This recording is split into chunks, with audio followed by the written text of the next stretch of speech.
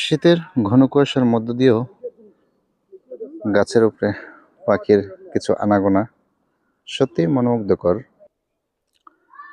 চোখ যতদূর যায় শুধু ভুট্টা চাষ আর ভুট্টা। এদিকে সাধারণত আলু আর ভুট্টা এগুলো বেশি হয়। তার পাশাপাশি এদিকে রয়েছে তামাক চাষ, যেটি বাংলাদেশে সবথেকে বৃহত্তর তামাক চাষের জেলা হলো রংপুর বিভাগ, এবং রংপুরে তামাক উৎপাদনের শীর্ষে রয়েছে। তো আপনাদেরকে অবশ্যই দেখাবো, সাথেই থাকবেন। আসসালামু আলাইকুম। আপনার নাম কি কাকা? আমার নাম মোহাম্মদ ফজলুল ইসলাম। আচ্ছা, রংপুরে যতটুকু জানি উত্তরবঙ্গে এদিকে তামাক চাষে বেশ বিখ্যাত। তো এদিকে তামাক পাওয়া যায় না?